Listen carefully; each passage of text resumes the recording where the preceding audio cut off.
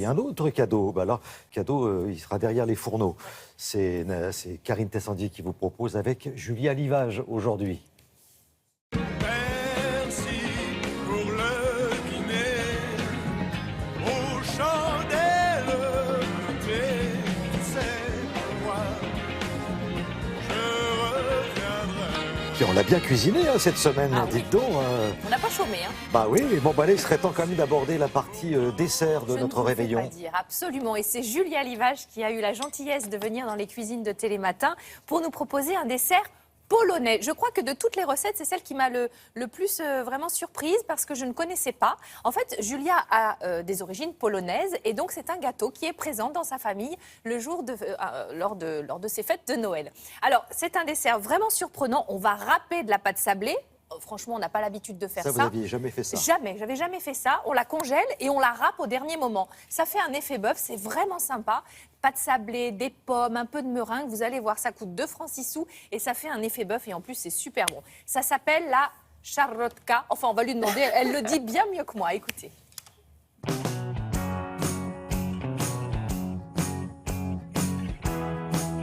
Julien, pour ce dessert polonais, alors de quoi avons-nous besoin?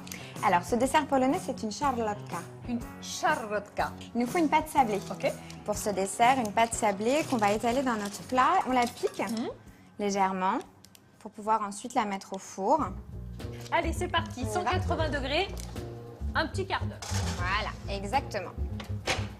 La pâte sablée, ça c'est fait. Donc Ensuite, après, il nous faut 5 pommes. Donc on les épluche parce qu'ensuite, on va les râper, un peu comme des carottes râpées. mission accomplie, Madame Julia. Voici vos pommes toutes râpées. Super.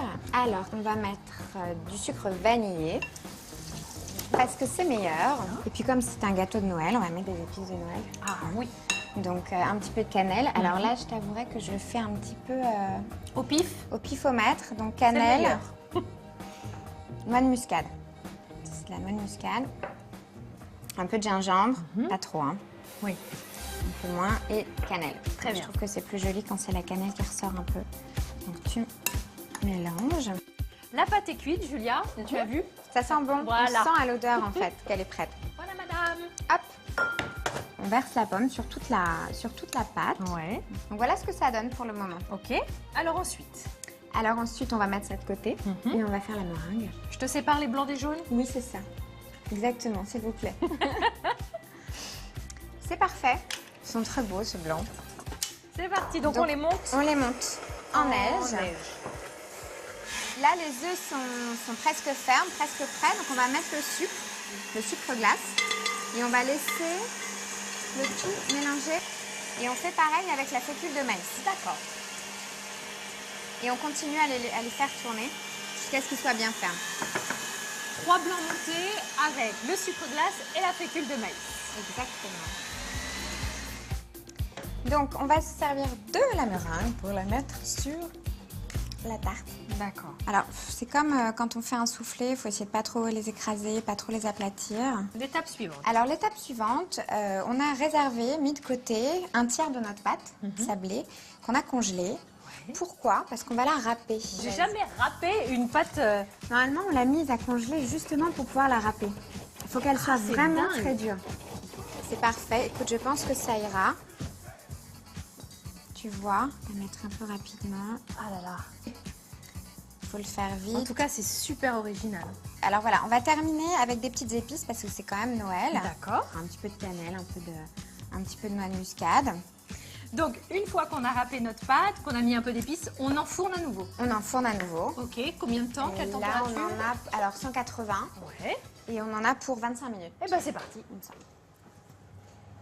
Impeccable, c'est magnifique. Merci mille fois, Julia, Je t'en prie, c'est un d'avoir plaisir. partagé avec nous ta recette de famille. Merci Je beaucoup. t'en prie. C'est sympa, non? Alors, l'avantage de râper Oui. la pâte sablée, là. Et ben, ça donne du croustillant sur le dessus, sur le dessous. Vous voyez, après, on a le jus des pommes, on a le petit côté sucré de la c'est meringue. pas mal, hein. Franchement, j'ai adoré ce dessert, vraiment. Puis c'est joli, voyez, on reste dans les teintes dorées de Noël. Voilà, vraiment 20 sur 20. Bon, si vous préférez autre chose, vous venez demain, parce que demain, bah on oui. sera là à partir de 7h. Oui. Et Myriam sera derrière les fourneaux. Oui, vers 7h10, on vous fera un petit pudding de Noël. Voilà, et bien sûr, toutes les recettes du menu de Noël des chroniqueurs sont sur le site internet de Télématin. Voilà, et quand vous aurez dégusté ce menu de Noël spécial chroniqueur, vous vous reposez, vous attendez dimanche soir et vous regardez un chapeau de paille d'Italie. Ah Voilà. oui, ah, bah alors moi je vais vous dire, j'ai déjà préenregistré le programme. Hein. Bon, ben vous allez Je serai là.